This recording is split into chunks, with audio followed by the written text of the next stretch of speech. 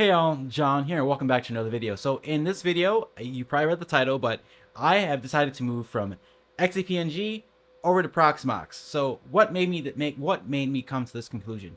So when I got home on Friday, today's Sunday, I decided I want to basically start using my Precision 7820 workstation again. But I want to use it as a hypervisor and also have a virtualized TrueNAS server running all the time. But I also have to pass through a HBA on XCP-ng. I've had a lot of trouble with passing through hardware, but I decided, I'm going to try the other side. There's a lot of other people that are talking about Proxmox, and I kind of don't really want to self-compile my Zen Orchestra. I don't want to burn time doing that because that's a manual process, and the free version doesn't really do backups. So if I want to do a backup of a VM, I actually make a copy of it and then move it over to TrueNAS. And on top of that, my Zen Orchestra has been breaking with NFS on my TrueNAS scale server. I just updated to, I think, Dragonfish. That could be a possibility, but basically those were my annoyances. I said, you know what, we have a long weekend. I'm gonna take the time to learn this other platform that is basically, it's Proxmox sits on top of Debian, and I run Debian and Ubuntu and my home lab. But again, the home lab is here for experimentation, so I said, you know what, I'm gonna take the extra long weekend and we're gonna take the time to learn. So the first thing that I ran into was actually getting Proxmox to boot consistently. So on the 7820, there's you have a couple of different boot options. You have Legacy, which is basically your basic BIOS mode.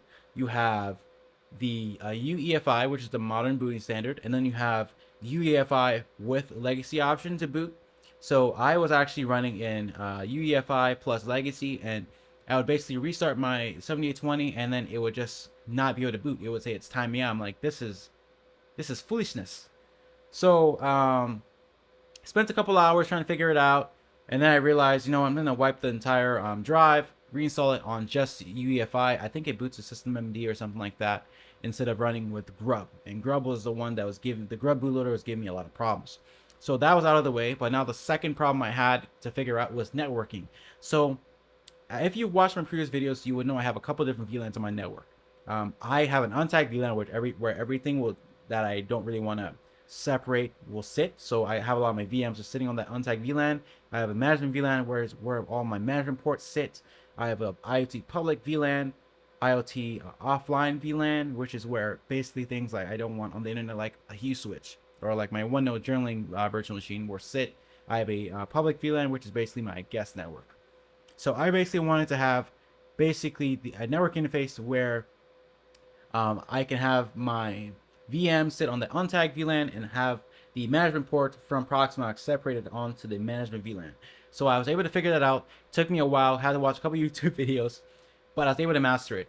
I had my installation of Proxmox break a couple times because, again, if you break something in Proxmox, if you can't log back into that shell locally, and you're just gonna have to reinstall the whole system. So I had to reinstall the system a couple times. On top of that, with the boot problem, so after that, I was able to master it. And then I basically took my XCP-ng virtual machines that I wanted to migrate, like for example, Image and my OneNote, used Clonezilla and had them clone over the network into my new Proxmox solution. For the other VMs, like let's say my DNS, I was able to just do backup configs and I'm starting to run those as LXCs. That's something I'm really kind of excited about in Proxmox, being able to run containers instead of running full Docker basically VMs with Docker for every single thing. I can run LXCs, which are basically more lightweight, which is kind of cool. And on top of that, I don't have to worry about having to compile Zen Orchestra, because again, I'm not a business. I don't want to be paying for support because I don't really need it. It's a home lab. The home lab is here so you can learn. But again, that's what this long weekend is for. And turns out I just want to switch all the way over to Proxmox. But we're gonna hop over onto the desktop, and then I'm gonna show you more about what this looks like, and hopefully I can actually show you guys how I'm basically running TrueNAS now virtualized with the HBA pass through. I have a direct link instead, because again, I ran out of 10 gigabit ports on the UDM. I only have 2 ports. Those 2 ports are going to basically my photography R740 only hardware TrueNAS server, and then I have the other one going into the MacBook. Basically, 7820 has a direct link without a switch in between, going from basically 7820 into the back of the second 10 gigabit port on the R740, so I can have high-speed data transfers. But yeah, we're gonna get to all that. I'm just gonna get back on the desktop and we'll go from there. Before we hit the desktop, here's another update on what the rack looks like. So we have two micro PCs sitting at the top there, a 5060 and a 7050. They're both running, I think, 8th gen CPUs. One has 24 gigs of RAM, the other one has 48. Forgive me for the uneven RAM, but this is a fun home lab environment, so nothing crazy there. We have the UDM USW 16 PoE switch. Only the UDM has a 10 gig links up there. We have a 7820 Dell and a Catalyst switch I do not use, and then at the bottom, of course, we have the R740 XD. Alright, we're looking at the back of the 7820 here. Of course, this is the one link that's active. This other one is connected into the USW, but it's inactive, so it's running at just 1 gig. I do not have that negotiating, but this is the important link we're going to be looking at here.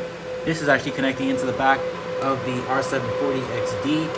This is connecting to the NBC. We got one going into the UDM, and the other one going into the Precision. Precision one is going basically doing a static IP, since it's basically device to device, so there's nothing in between. Alrighty, and we are rolling on the desktop now. So we're gonna start with my UDM, just showing you my network map of what is on the network right now. That's on basically a physical wire. So as you can see, I have a couple different things going on right now. We have the 7820 running Proxmox, the 5060 Micro, which has basically Proxmox installed, but it's not added to the cluster yet. I'm going to be running Proxmox backup server. This is probably going to be going back to this TrueNAS virtual machine. And then the 7050 Micro is technically still on XCP-ng, but I'm going to be wiping that soon. So I'm just going to show you what my XOA looks like, Zen Orchestra. This is what it looks like. Of course, I migrated my DNS already. Home Assistant I'm going to be rebuilding because this is a really old one from last year. This is going to be rebuilt. There's really nothing going on here, just a web browser. Image, I basically migrated using Clonezilla over the network. So basically it just did I shut down the VM, restarted into that live CD, and then it basically copied the entire virtual hard drive over to the new one that is sitting on Proxmox. So that was pretty simple. The Unify one, I do not use that VM anymore since I have a UDM. And OneNote I will be rebuilding because, again, that is pulling straight from TrueNAS. So don't need to migrate that. XOA, I'm thinking about migrating this ever since I will be getting rid of my last XCP-ng. I technically only had 2, but I'm going to be getting rid of that. So I kind of want to be able to manage stuff from other sites on Proxmox. So I will be moving this Debian 11 VM over. I technically already moved this, but I need to figure out the network adapter since, again, this is coming from Zen, so it's a bit different.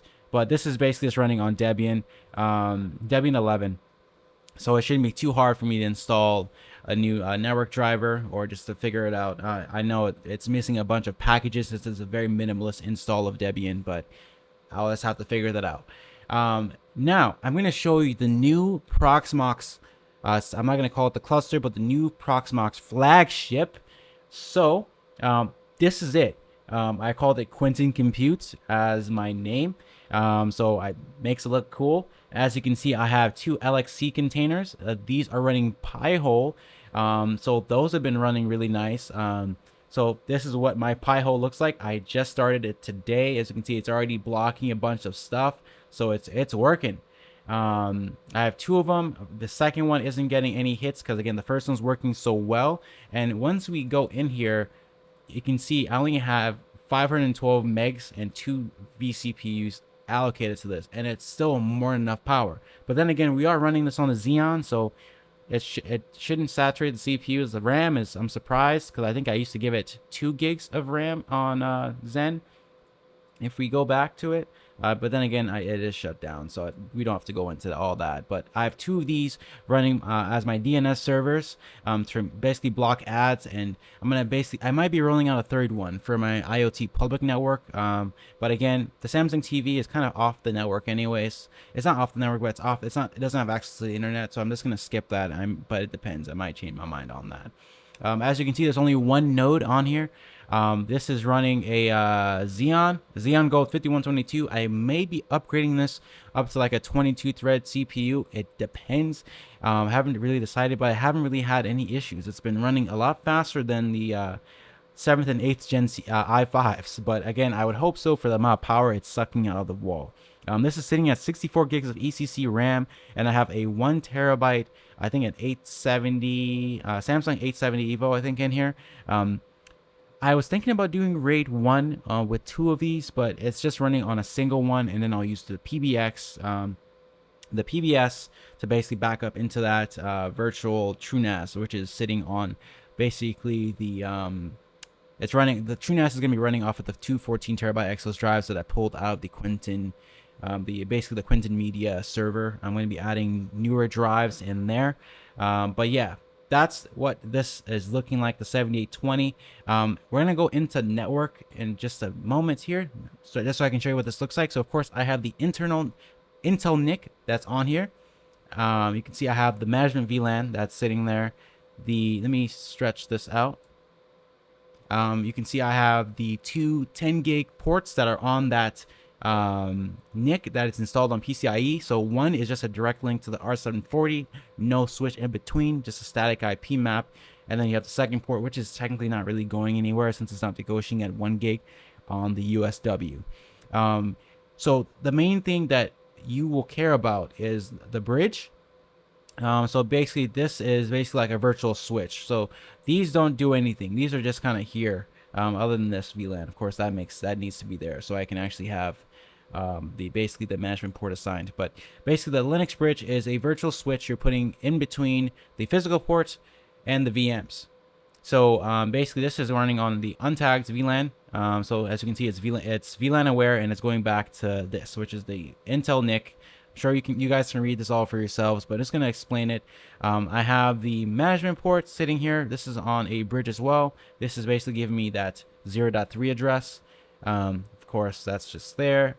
And then, of course, we have the bridge for the direct IP connection.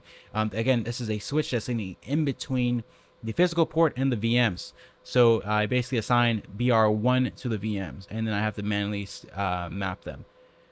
So that is how that works on the basic level. Now, something that really threw me off, let me go into my Finder.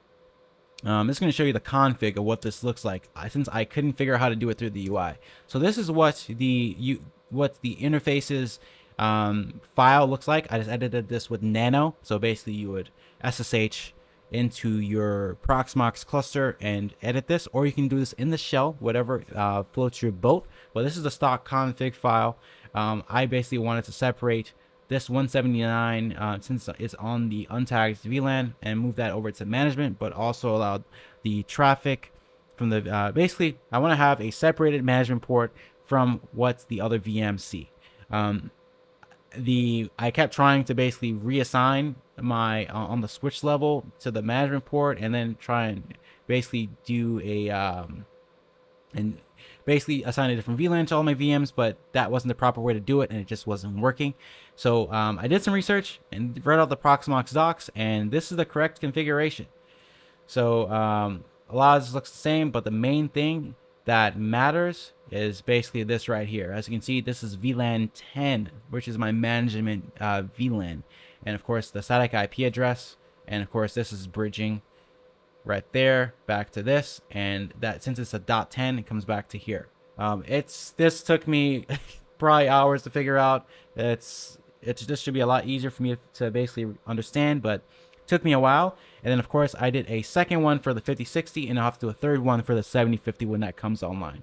So as you can see, we have a 10.0.4 address on the management VLAN. It is on VLAN 10, and of course all the VMs will be sitting right here on untagged, but again, it is VLAN aware. So if I do want to basically statically, not statically, if I want to manually assign a VLAN, I can do that on here. TrueNAS, when we go into that, this is actually running a format.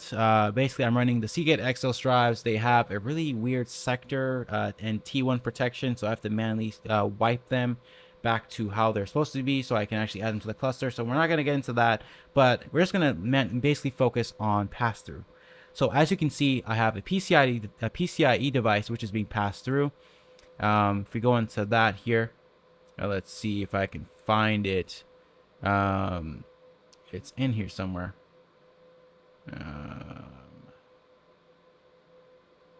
Where are you? Price gold, right past it. Oh, it's right here. Basically, I'm passing through the LSI SAS controller. So basically, there's nothing in between the drives and TrueNAS. Basically, this just allows ZFS to run as good as possible without having random errors. So basically, direct access to the disk is the main thing TrueNAS needs. So it has that here. Another thing I'm going to get into, I actually have a Windows 10 virtual machine. I'm actually going to be using this to run my my Capture One and my DaVinci Resolve. So basically, whenever there's something that is too big to run on the MacBook with the RAM, I'm going to basically load it onto this VM, and it actually has direct access to a graphics card. It's a really old graphics card. I will basically boot up this VM in just a moment, but it's a WX2100 card, just so it has some acceleration. I turned off the primary GPU text checkbox just so I'm able to basically access this through the console. But yeah, and then of course with image, I talked about this I just cloned using Clonezilla. Nothing crazy here, just running 8 gigs of RAM and 4 cores. Came over really easily, just had to log in manually and run the DH client command so I can get a manual, basically run DHCP on the back to the UDM, and then I assigned it a static IP address, so that worked beautifully. Nextcloud needed the same thing for its migration, just ran DH client after logging in manually through the console here.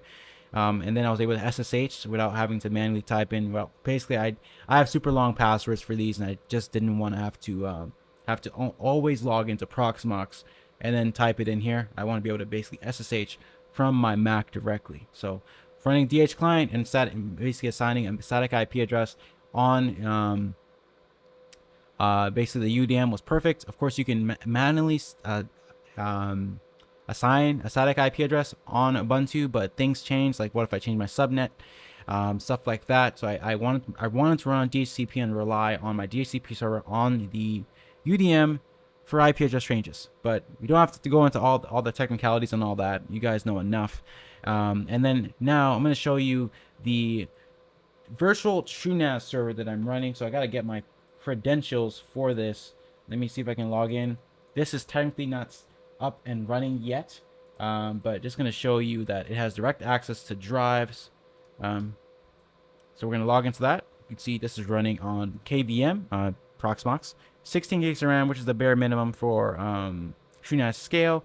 And of course, there are 2 network adapters. So since we set up the bridge that we talked about earlier with that direct IP address, so this is basically the outside world, 10.100.1.2, which is the untagged VLAN, and this 10.70 is actually the direct connection to the Quinton Media R740. So as you can see, this is running at 9,000 jumbo packets running on 10 gigabit. I can actually do a test ping to ping 10.70.1.1. As you can see, it's responding super fast. And if I go back to the UDM, you can see that I actually do not have anything in that subnet. So it's running a direct connection, guys. Let me cancel that out. We're going to go into storage. Technically, I am wiping some drives right now, so it's going to be very confused since it's running that. So we're going to ignore that. But again, it has direct access to the drives, so nothing to worry about there. It's running a format, so it's just, yeah, things are going to be slow there. Now we're going to go over to the Quinton Media. Just going to show you what that looks like, what my plan is for this. I'm going to log in with my credentials. Log in. And as you can see, this is running on the bare hardware on the R740 XD, 64 gigs of RAM. I pulled some RAM out. I downgraded it back to this 3106 because again, I don't need that much horsepower in here. Now with this one, of course, we have I pulled out one of my 870s. I'm going to be scrapping this specific not data set, this specific array that with the 870s. But everything else is running great. I gotta, of course, get bigger drives, which I will be adding. But my plan is to basically separate my personal and photo data sets. So if this loads up here, oh, it's right up there. I'm basically going to be moving my time machine backups. So my backups, my personal, public, VDI, YouTube media, and then this is already moved, so I don't have to worry about that. All of that's going to be moving to the virtual TrueNAS cluster, the virtual TrueNAS system. And then I would just be leaving behind Quentin Media. So that's my plan. Of course, you got to run the snapshot. And then what you would do is you would go into data protection and then run a replication task. And it would basically take the snapshot and everything else underneath that, send it straight over to the next system. I think it runs through rsync. But I've ran one of these before in one of my previous videos, so I don't have to dive in too much into that. But that's my plan for TrueNAS. Of course, it's going to give me some more space, I guess, to an extent, since I'm just going to have this. But that should be fun. I'm just waiting for those drives to format on this specific virtual machine. Now, let me see if there's anything else I wanted to show you. Oh, yeah, the Windows virtual machine. So, graphics acceleration. Let's see if I can get this started here. So I'm going to open up the virtualized workstation, logging in just a Windows 10 22H2 virtual machine. I'm going to go in here. As you can see, this is on the untagged VLAN. So I'm just going to go in here and show you guys. So let's see. Untagged VLAN is actually this one right here. So as you can see, it's running at that 10.100.139. It's a virtual NIC running through VirtIO. So ignore the 10 gigabit. It's not actually running at 10 gig. But this one is this is 10.70.1.3. So as you can see, it's running on the same subnet as, let's see, this guy, network 10.70.1.2. right there, which is this, and then 10.70.1.1 is right here, which is this is the physical Quentin Photography NAS. So basically, I want to be able to communicate directly with the big NAS, which has the NVMe drives for, let's say, video editing, stuff like that. And also I want TrueNAS scale the VM to have direct access over 10 gigabits for the replication, so I don't have to be limited on the 1 gig link that is available. So yeah, I hope this all kind of makes sense. The next step for this cluster is to basically go in here and add the 5060. The 5060, I think I had that open right here. Basically, I'm going to be joining that to this 7820, but of course, since I've done so many changes, I got to do a reboot, and I don't want to reboot without having the TrueNAS scale drives formatted. I want to make sure those finish formatting, and then I'll be able to do a reboot. But that basically that 5060 will join the cluster, and then I'll have the 7050 join the cluster, and I will basically be fully involved in Proxmox for my home lab, and we'll have no more XCP-ng, at least in my house. So that would be kind of cool. And yeah, I am not looking at using SEP for the future, so I'm going to be skipping that because, again, that's kind of scary for me and out of my comfort zone at the moment, but I probably will eventually get there, just not there yet. The next plan is to basically set up certificates with Let's Encrypt, so no more certificate warnings, and then of course I'll expand it to the rest of the home lab. But I hope you enjoyed this video about me talking about Proxmox and how I'm migrating away from XCP-ng. There's no real problems with it, just I want to be able to pass through hardware, and I think it'll be I've already learned so much in the past 2 days since I started this. Actually, yeah, I'm gonna say 2 days, 2.5 days since I started this on Friday. It's currently Sunday. It's late at night. I'm probably gonna have some more work to do until Monday for the long holiday, but I hope you enjoyed this video and stay tuned for the next one.